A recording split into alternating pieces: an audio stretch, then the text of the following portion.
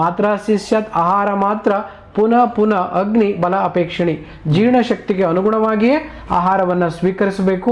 ಅದು ಹಿತವಾಗಿರಲಿ, ಮಿತವಾಗಿರಲಿ, ಋತುಗಳಿಗೆ ಅನುಸಾರವಾಗಿರಲಿ. ಈಗ ನಿಮಗೆ ಸುಮಾರು 34 ವರ್ಷದಲ್ಲಿ ಸುಮಾರು ವೃತ್ತಿ ಜೀವನದಲ್ಲಿ ಲಾರಿ ಡ್ರೈವರಾಗಿ ಕೆಲಸ ಮಾಡ್ತಿದ್ರಿ. ಸುಮಾರಷ್ಟು ನಿಮ್ಮ ಜೀವನವನ್ನು ಡ್ರೈವಿಂಗಲ್ಲೇ ಕಳೆದ್ರ ಜೊತೆಗೆ ಆ ಎಫೆಕ್ಟ್ ಆಗಿ ಸೊಂಟದ ನೋವು, ಕುತ್ತಿಗೆ ನೋವು, ಭಾಳಷ್ಟು ಆರೋಗ್ಯದ ಸಮಸ್ಯೆ.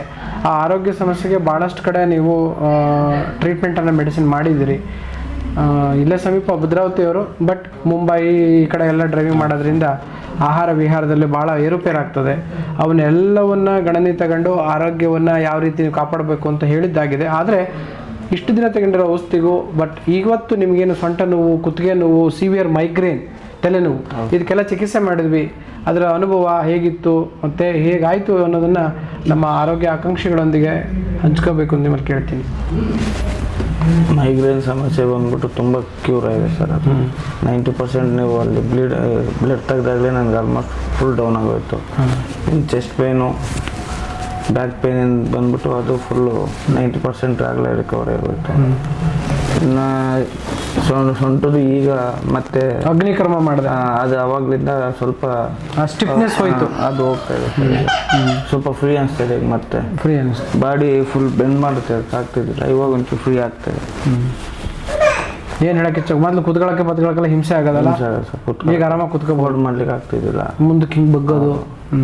ಈಗ ಕುತ್ಕೊಂಡು ಹೇಳ್ಬೋದಾ ನೋಡಿ ಒಂದ್ಸಲ? ಕುತ್ಕೊಂಡು ಹೇಳ್ಬೋದು, ಆರಾಮಾಗಿ ಕುತ್ಕೊಂಡು ಹೇಳ್ಬೋದು. ಕುತ್ಕೊಳ್ರಿ. ಸೊ 100ರಲ್ಲಿ ಎಷ್ಟು ಮಾರ್ಕ್ಸ್ ಕೊಡೋಕೆ ಇಚ್ಛೆ ಪಡ್ತೀರಿ ನಮ್ಮ ಆಸ್ಪತ್ರೆ? 90% ಕೊಡೋಕೆ ಇಷ್ಟಪಡ್ತೀವಿ. ಹೌದಾ? ಭಾಳ ಭಾರ ಆಯ್ತು ನಮಗೆ. ನಿಮಗೆ ಭಾಳ ಆಯ್ತಾರೆ, ಆದರೆ ನಮಗೂ ಫುಲ್ಲು ಹೆವಿ ಚೆನ್ನಾಗಿ ಟ್ರೀಟ್ಮೆಂಟ್ ಮಾಡಿದ್ದೀರಾ. ಓಕೆ.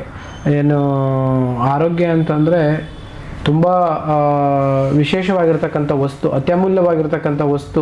ಆರೋಗ್ಯವನ್ನು ಕಳ್ಕೊಂಡ್ರೆ ಅದನ್ನು ಪಡೆಯೋದು ಭಾಳ ಕಷ್ಟ.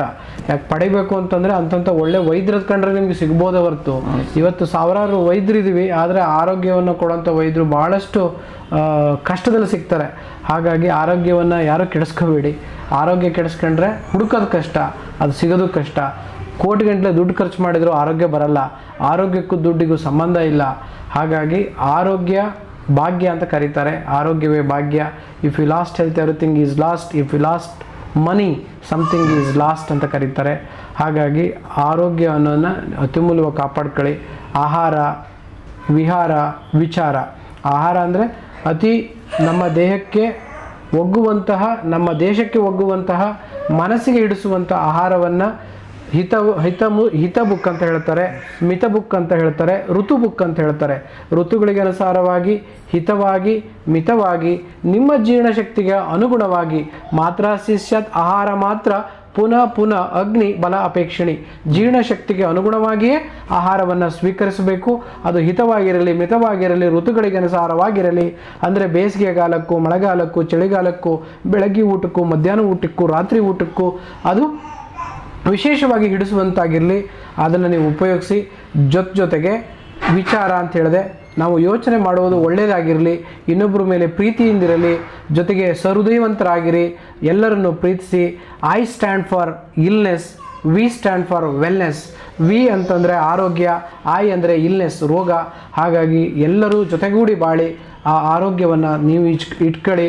ಜೊತೆಗೆ ವಿಹಾರ, ಎಕ್ಸಸೈಸ್, ವ್ಯಾಯಾಮ. ಶರೀರ ಆಯಾಸ ಜನನಂ ಕರ್ಮ ವ್ಯಾಯಾಮ ಉಚ್ಯತೆ ಅಂತ ಕರೀತಾರೆ. ಅಂದರೆ ದಿನನಿತ್ಯ ದೇಹ ದಣಿವಾಗೋದೇ ವ್ಯಾಯಾಮ. ಅದು ಎಷ್ಟು ದಣಿವಾಗಬೇಕು? ಹಣೆ ಮೇಲೆ ಬೆವರು ಬರಬೇಕು, ಹೃದಯ ಶ್ವಾಸ ಜಾಸ್ತಿ ಆಗಬೇಕು, ಜೊತೆಗೆ ನಮಗೆ ಉಸಿರಾಟ ಕ್ರಿಯೆ ಸ್ವಲ್ಪ ಮೊದಲಿಕ್ಕಿಂತ ಜಾಸ್ತಿ ಅನ್ನಿಸ್ಬೇಕು, ಮತ್ತು ಬಾಡಿ ಲೈಟ್ ಅನ್ನಿಸ್ಬೇಕು. ಅಲ್ಲಿಗೆ ವಾಕ್ ಆಗಲಿ, ಎಕ್ಸಸೈಸ್ ಆಗಲಿ, ವೇಟ್ ಲಿಫ್ಟಿಂಗ್ ಆಗಲಿ ಅಥವಾ ಓಡೋದಾಗಲಿ ನಿಲ್ಲಿಸಬೇಕು. ಇಲ್ಲ ಅಂದರೆ ಅದು ನಮ್ಮ ಜೀವಕ್ಕೆ ಹಾನಿ ಮಾಡುತ್ತೆ.